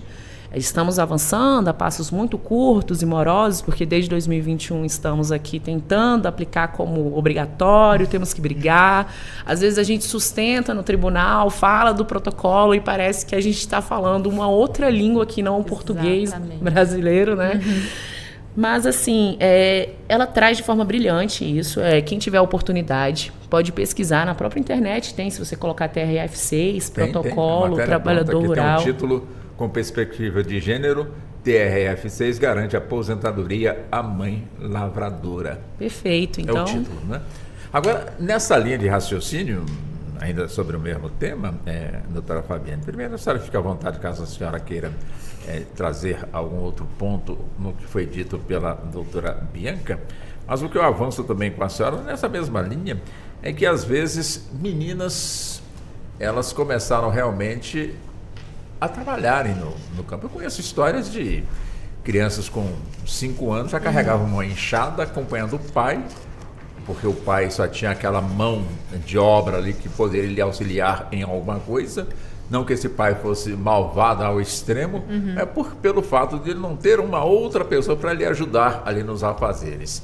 E essa criança ali desenvolveu, portanto, a sua atividade no campo, numa determinada idade dividia o trabalho no campo com a escola e, posteriormente, muitas delas permaneciam no campo, casavam, constituíam famílias e outras vinham, portanto, aí para a cidade e modificavam, portanto, o seu tipo de vida. E crianças, de alguma forma, até os 15, 16 anos estiveram nessa situação. Chegou a hora, o tempo de poder requerer aposentadoria. Evidentemente que na nossa legislação de hoje, criança não trabalha, né? A legislação é toda voltada, portanto, ao Estatuto da Criança e do Adolescente, então criança não trabalha. E se alguém estiver impondo criança a trabalhar, evidentemente tem que ser denunciada. Mas antes disso, as crianças trabalhavam e muitas dessas crianças, antes de 1988, que ainda eram crianças, hoje já alcançam, portanto, a idade de aposentadoria. A pergunta é simples: esse tempo como criança que elas trabalham, ele tem testemunhas. Pode, de alguma forma, ser encaminhado para a Previdência para contar tempo para, de alguma forma, se aposentar? Porque naquele tempo era criança e trabalhou. E na cidade, realmente, teve todo o regramento exigido pela Previdência para poder aposentar ali com o tempo corretinho, mas lhe faltou, portanto, aí essa averbação, né, desse período. Só para esclarecer para o nosso ouvinte, né, em relação a essa questão, doutora Fabiane.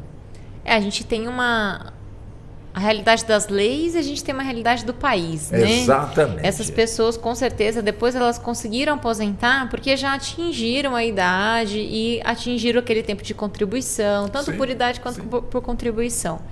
É um requisito que realmente, doutora Bianca, a senhora, eu com toda humildade aqui repasso para a senhora, eu não trabalhei ainda com um caso desse, que eu tivesse que realmente considerar esse tempo como criança, como um adolescente ali. Penso eu que faz parte daquele meio, faz parte daquela realidade do campo, que começa mesmo trabalhando como criança. A gente tem situações aí até de escravidão ainda no nosso país, que a gente tem que proteger isso, mas eu confesso que eu não vi, não tenho jurisprudência moderna sobre isso. É isso, não é muito comum hoje, porque, na verdade, a gente já teve um avanço grande nas legislações e a maioridade civil ela é necessária para o trabalho, tanto que temos hoje o menor aprendiz, temos o estagiário. Então, a pessoa que trabalhou fora abaixo de 18 anos, ela não vai ter ali a verbação, porque ela, na verdade, não deveria estar trabalhando, né? Então, isso é complexo mesmo. Entendo que talvez esse acolhimento deveria existir, mas desde que teve alteração de legislação, nada mais, não se averba isso mais, e, na verdade, acho que o judiciário não vai fazer para não dar um estímulo à situação da legislação que nós temos. Né? Acaba isso que é reconhecer uma situação que é ilegal. É exatamente isso. Então, a gente teria outros reflexos nessa situação. Mas é ilegal, mas também não seria injusto, ou seja... Penso que essa é a complexidade, né? Por que não contabilizar ali? Mas também...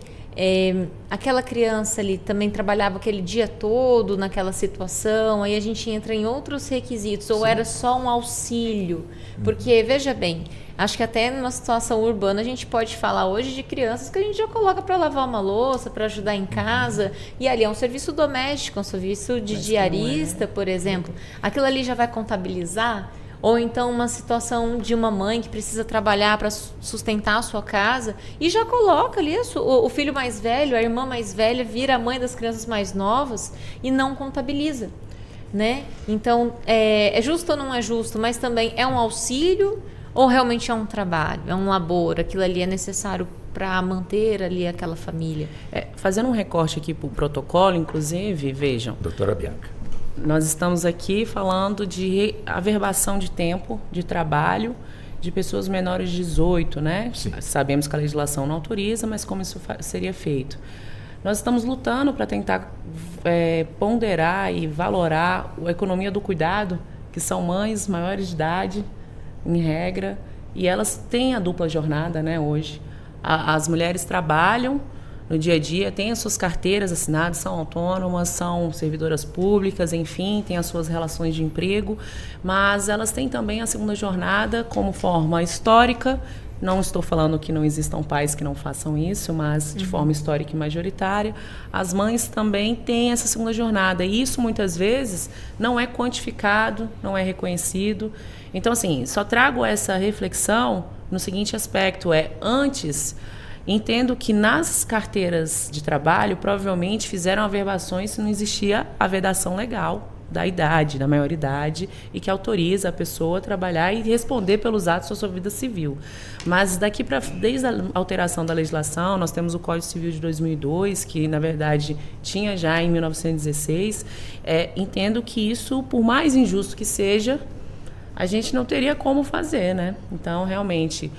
E pessoas que tiveram, de algum momento, ou de alguma forma, isso averbado, se tiver documentado, ele pode ir lá e requerer isso, falar que foi antes da legislação, fazer todo esse debate de que a gente traz de normas, de aplicação da legislação da época, né? Que a gente utiliza muito aqui, não só no direito previdenciário, mas em outros ramos do direito também.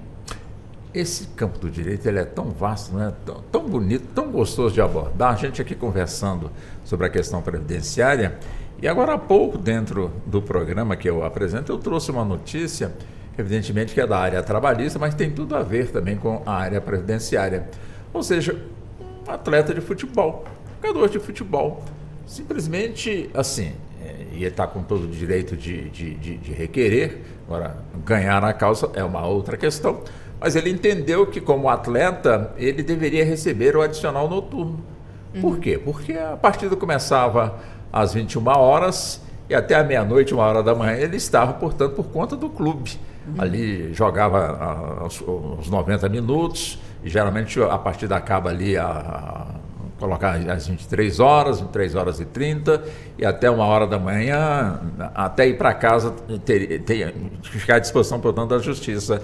E entrou na Justiça para requerer, portanto, o adicional noturno. Evidentemente que foi contestado, porque a Lei Pelé, que de alguma forma disciplina essa situação dos atletas, mas tinha essa falha, portanto, ali, que não abordava esse direito, portanto, do atleta de futebol. E uma magistrada entendeu, não tem, então prevalece justamente o pedido dele, né? Porque ele estava realmente exercendo a sua função depois das 22 horas à disposição do clube de futebol.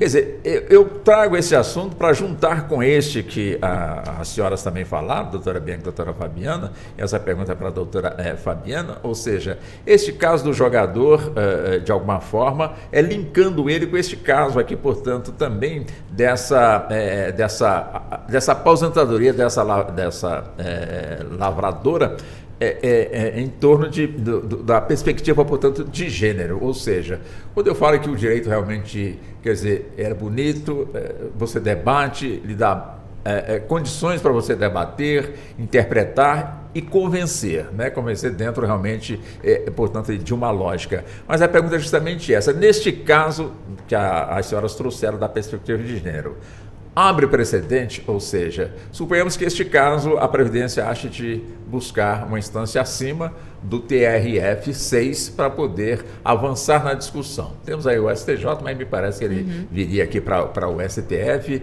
Como é que ficaria, né, este caso? Ele pode ainda evoluir, pode ainda suscitar outros debates, pode chegar numa instância maior e, de alguma forma, com a decisão ser, portanto, aí gerar jurisprudência em toda a questão, doutora Fabiane? Eu entendo realmente, sou daquela linha de pensamento que é o caso concreto. E esses casos esporádicos e complexos que vão fazer a gente realmente entrar numa nova linha jurisprudencial de discussão do gênero em si. Claro que quando a gente fala de gênero, a gente tem um recorte aqui mais para o gênero feminino, né, doutora Bianca? Porque a gente tem realmente aí a cultura do machismo, que é estrutural, então é pela vulnerabilidade da mulher, né? Mas é um recorte que também devemos olhar. Eu entendo que é algo que vai evoluir mais, talvez aí tenha iniciado com uma situação com um jogador masculino, né, um homem aí, mas pensamos então se fosse ali uma mulher, né, uma jogadora também, numa situação que também precisa dessa análise. A gente deve levar, porque um STJ, um STF tem essa função de interpretação da legislação. É impossível num país como o nosso a gente prever todos os casos.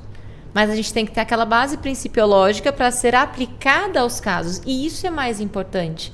E aí, realmente, a doutora traz aquela questão do protocolo, da obrigatoriedade, e eu concordo com ela, porque pela natureza jurídica dele já é obrigatório.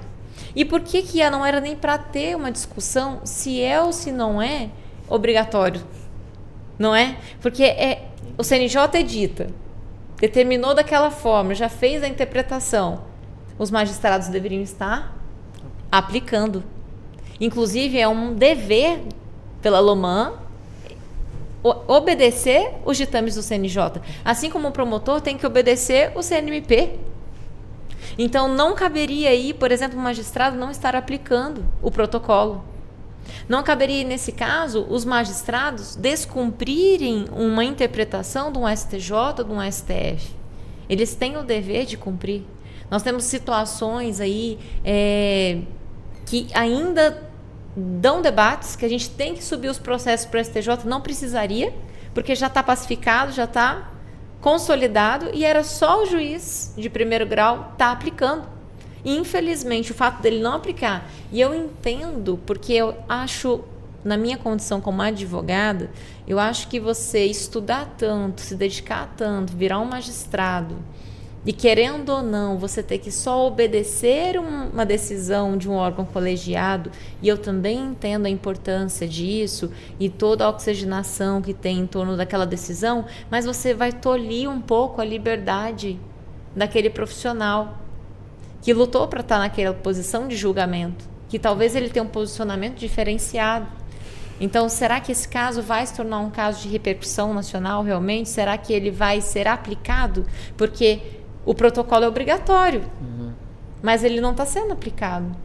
E nós, operadores do direito também, está sendo aplicado de forma esporádica e realmente, infelizmente, primeiro na questão criminal. O criminal é o mais difundido, infelizmente, porque outro dia a gente estava discutindo isso numa roda de colegas. Será que aumentou muito o número de casos de violência doméstica? Será que a imprensa chegou mais na população? Que eles são notificados, né? Aumentou a notificação. Aumentou a notificação? As mulheres estão tendo mais força para fazer a denúncia? É porque, como a gente tem muitos casos subnotificados, eu acho que o acesso e a proliferação das informações fazem com que agora a gente tenha mais acesso. E ainda existem muitos casos subnotificados. Eu queria só falar puxar um Pois não, gancho doutora. rapidinho, você me permite, Claro. Fabiane? Nessa decisão TRF6, ainda provavelmente deve caber recurso e discussão Sim. junto ao STJ. O STJ já afirmou ali que sobre a obrigatoriedade, tem no próprio site dele uma notícia sobre a obrigatoriedade da aplicação do protocolo para julgamento sob perspectiva de gênero. Existem decisões que eles trouxeram essa análise, né, e no caso em concreto, vejo muito a dificuldade de aplicá-las em alguns ramos do direito, como falamos, mas só de ter tido essa análise, mesmo que não ainda possivelmente transitada em julgado, porque a decisão é de 4, 5, 6 dias atrás, salvo engano. Então temos bem aí recente, o né? direito De ao maio. recurso, né, 15 dias úteis, se tiver pré-questionado. As instâncias superiores, STJ e STF, como trazido aqui pelo Walter, elas têm requisitos formais, porque não é uma terceira instância. É quando há, na segunda instância, que aí realmente se rediscute o mérito, os fatos, as provas, se há uma ofensa naquela decisão à legislação infraconstitucional, ou se há uma ofensa à Constituição, nós podemos ir às cortes superiores para debater essa ofensa. Então, veja, eles não fazem reanálise das provas. Entendi. Então, essa decisão em segunda instância ela é muito importante, porque a magistrada, de fato, se debruçou no processo e falou, nesse caso, aplica-se o protocolo. E por aplicar o protocolo, não interessa se o homem em vida ele era. Hoje ela permanece sendo a provedora. Então, ela tem os requisitos e a condição de ter esse direito. Então, é muito importante por esse aspecto, porque é o último momento que a gente tinha dentro do processo de ter análise de provas e fatos em si. Agora, nas outras instâncias, caso o INSS queira ir atrás, que é possível, o direito de recorrer, como a doutora Fabiane bem disse, ele tem que existir. Claro, temos que fazer com responsabilidade sempre, e se a gente não concorda com a decisão, né, ele está aí para ser utilizado. Então, se ele não concordar, ele vai ter que trazer os requisitos, falar por quê. E é muito importante a gente ter isso em mente e guardar essa informação de que essa decisão, ela analisa fatos e mérito, então ela tem uma robustez que deve ser respeitada, porque o INSS, os órgãos administrativos, eles não têm essa obrigatoriedade. O protocolo para julgamento sob perspectiva de gênero pode ser aplicado nos órgãos em gerais, mas eles não têm a mesma obrigatoriedade que a instituição do Poder Judiciário. E como a doutora Fabiane bem disse, os próprios colegas não utilizam. Eu vejo litígios entre homens e mulheres em que os advogados, advogadas, em regra, eu verifiquei isso dos homens, eles desqualificam a mulher na sua petição. Sim. Então, assim, é algo que a gente precisa colocar em mente, colocar em debate, não dentro apenas do direito previdenciário, que isso aqui foi muito... Nossa, eu fiquei muito feliz. Quando a gente entra no site do CNJ, existem poucas decisões de direito previdenciário que lá no site, além do protocolo, da resolução em que coloca como obrigatório a sua aplicação, temos também um banco de decisões. As pessoas que talvez falam, poxa, eu não sei um precedente, uma ideia para um argumento, entre no site. O CNJ mapeia e tem uma outra resolução que ele cria um grupo de trabalho de constante regulamentação e verificação das aplicações dessas decisões. Então, nos índices lá, o de previdenciário é muito pequeno, é muito mais tímido. tímido. Muito tímido. Então, assim, acho que essas reflexões, elas são importantes. Colocamos aqui agora já, né, para poder estimular com que as pessoas que estejam nos ouvindo olhem não apenas para o direito criminal. É muito importante, que é o direito à vida, liberdade de ir e vir. Mas temos os outros direitos, né? E aí, quando a gente tem a interseccionalidade de todos os direitos, isso é muito bonito mesmo, porque você tem que ter a sua especialidade, mas você não pode esquecer que a Constituição, ela traz todos os direitos e ela é o nosso norte, né? Lá ela traz a previdência, mas ela também traz o direito à imagem, ela também traz o direito de manifestação, de expressão. Sim. Né? Então, acho que é um pouco por aí que a gente tem que seguir sempre buscando cada vez mais e, sim, falando sobre o protocolo, temos que aplicar, não independente de área, porque em todas as áreas vamos ter questões estruturais. E a questão do gênero, por fim, que aí já passo a palavra, doutora Fabiane, para você, é que temos as mulheres, falamos muito de mulheres, mas temos as mulheres trans. Exatamente. Não temos decisões sobre isso ainda. Exato. Então, realmente, a gente precisa estar atento a isso para a gente poder aplicar de forma isonômica, igualitária, o acesso ao direito de todos. Doutora Fabiane. A doutora Bianca puxou, né, realmente essa questão da decisão do TRF e é louvável demais que a desembargadora Luciana Pinheiro tenha levado o protocolo para esse caso. E uma coisa que me chama a atenção, eu aprendi a olhar sobre esse ponto. A decisão dela, no caso, que foi reformado o primeiro piso aí, a decisão de primeiro piso, ela ganhou aí por maioria, não foi unanimidade. Então a gente tem uma divergência dentro do próprio colegiado, que provavelmente vai ser rediscutido, né? A gente vai ter que, essa matéria ainda vai ser enfrentada novamente. E a gente tem realmente uma desigualdade. Ela tentou trazer uma base no princípio da fungibilidade ali, porque o que foi discutido naquele processo era requisito. Poxa, que aquela trabalhadora não tinha realmente atuado no campo em todo aquele período que era necessário. Mas há períodos intercalados que ela exerceu um trabalho só de doméstico, só de diarista ali, só aquele trabalho familiar. E por que não considerar aquilo, né? Antes, provavelmente, ela tinha a dupla jornada, que era o campo mais o diário, depois, em algum período da vida, só o diário. E ela teve aquele olhar mais delicado para aquela situação, realmente louvável.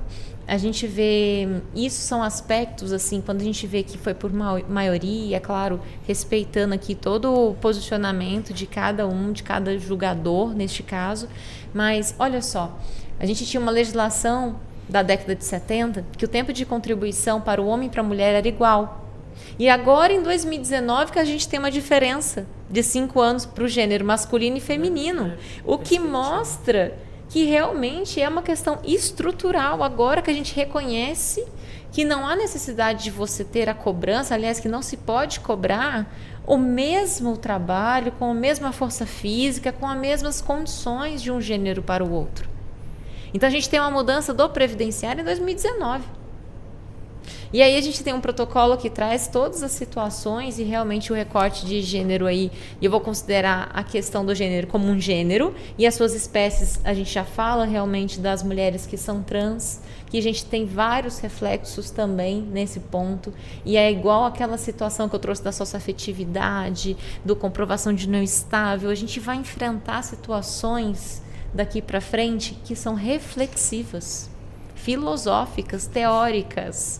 O nosso país mais do que nunca precisa mergulhar nisso, porque sem essa base principiológica, como que a gente resolve, né? Então é por isso e realmente esse caso, né, a gente tem que olhar se teve o pré-questionamento, se está aí conflitando com lei federal, para ser aí realmente subir para um STJ, para uma turma ali, para um colegiado realmente se debruçar naquele caso. E eles têm que mergulhar na base filosófica disso. Porque sem isso a gente não vai evoluir, né? O protocolo vai trazer situações de assédio e aquilo que a gente estava conversando, né, doutora Bianca? A gente tem realmente uma supremacia aí de casos no criminal, mas a gente também tem no trabalhista, que está se tornando mais comum agora, mulheres que denunciam assédio, a gente fala de assédio moral, mas o sexual. O protocolo traz aí uma situação de evitar a violência institucional, ou seja, aquela violência que a mulher passou físico, psicológico, mas evitar que o Estado revitimize a vítima. Olha só, revitimizar, né? Então, realmente é uma obrigatoriedade que a gente tem que levar para nós operadores, não só para a população, mas os operadores do direito, promotores, juízes, advogados, porque até dentro da casa, né, eu exerço ali, nós que exercemos trabalho dentro da ordem, a gente olha os processos, eu vejo muitas pessoas falarem assim, de 10 processos, vou falar por alto, 30% ali, algum advogado fala assim, poxa, dá uma olhadinha no lawfare de gênero aqui. Nossa, que termo chique, bacana. Mas a hora que você entra naquele tópico, o que é o lawfare? né? E hoje nós temos, ainda bem, uma casa que tem uma diretoria só para a mulher advogada, por exemplo. Nós temos as comissões que atendem realmente com esse corte para a mulher, né, que trazem essa perspectiva. Mas eu acho que a gente ainda precisa publicizar melhor isso. Perfeito. Bom, o tempo não para, né? Ele é cruel, no bom sentido, evidentemente, né? Eu peço licença às senhoras para eu trazer as manchetes do nosso jornal, que daqui a pouquinho vai estar tanto na Rádio Justiça como também na TV Justiça, e em seguida nós vamos para as considerações finais. Um instantezinho, por gentileza. Vamos lá. Supremo mantém a validade da lei de São Paulo que obriga supermercados a oferecerem carrinhos adaptados para crianças com deficiência. STF invalida a norma que impedia o Distrito Federal de criar ou ampliar benefícios fiscais no último ano de cada legislatura. Ministros do Supremo julgam validade de restrições da Anvisa à indústria do cigarro. STJ faz simpósio inédito junto à Interpol para debater os desafios relacionados à justiça e o combate à criminalidade contemporânea. E ainda, Justiça Terapêutica, o projeto do TJ de Minas Gerais que ajuda usuários de drogas que cometeram crimes a recomeçar a vida. O Jornal da Justiça desta sexta-feira, 13 de junho, começa logo mais às 18h30. Atenção, agora 16h54, 1 minuto e meio, doutora. Começa com a senhora, doutora Bianca, para as considerações finais, já agradecendo pela riqueza, né, do debate de hoje, com informações importantíssimas. Parabéns às senhoras aí pelo debate. 1 minuto e meio para as considerações finais, doutora Bianca. Eu quero iniciar agradecendo a você, Walter, agradecendo a produção da Ana Cláudia Possati, os trabalhos técnicos de Neto Silva, coordenação de jornalismo de Bárbara Michelini. Todos aqui fazem um trabalho lindo. É sempre muito gratificante estar entre vocês, trazer conhecimento. É desafiador também, porque Walter sempre, né, muito instigante.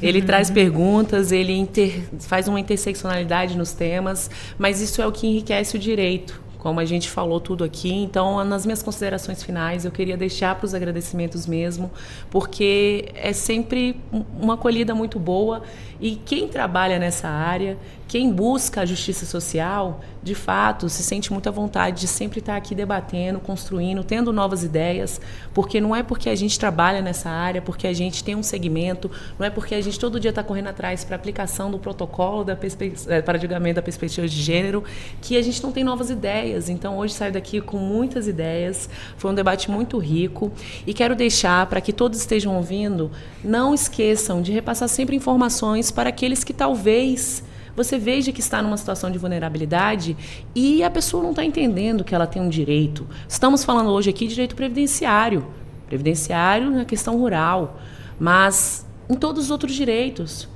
Provavelmente, se você conhece alguém, o advogado pode ser especialista em previdenciário, mas se você traz a dúvida, ele tem no mínimo uma ideia para poder trazer e transferir, dar um encaminhamento.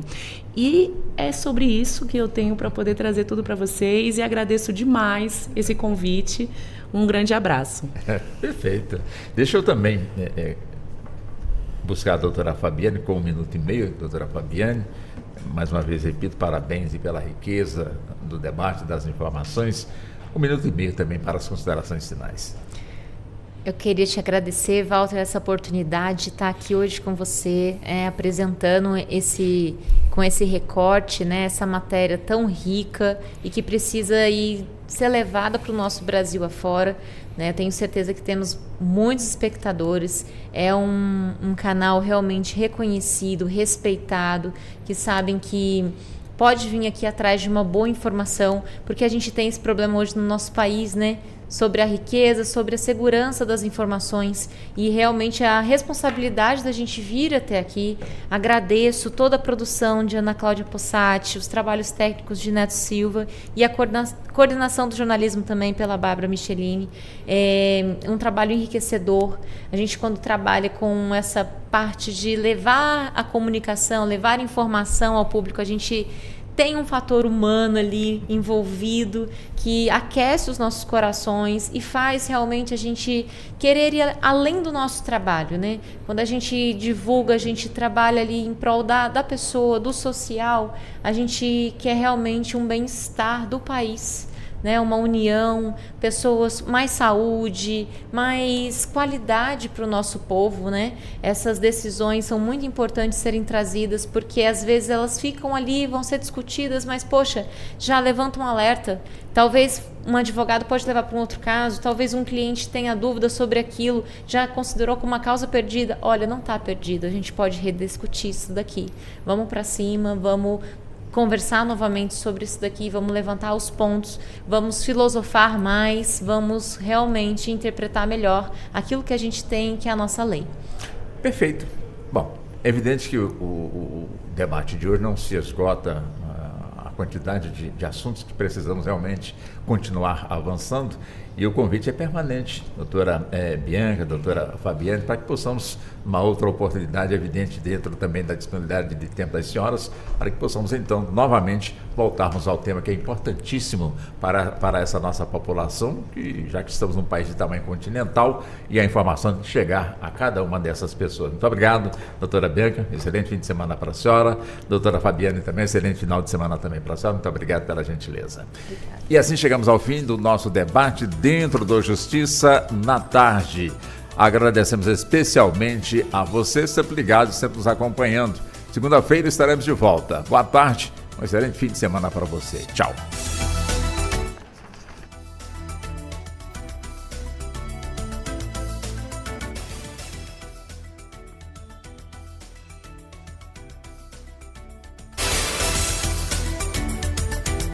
A Rádio Justiça apresentou Justiça na Tarde. Secretaria de Comunicação Social, Supremo Tribunal Federal.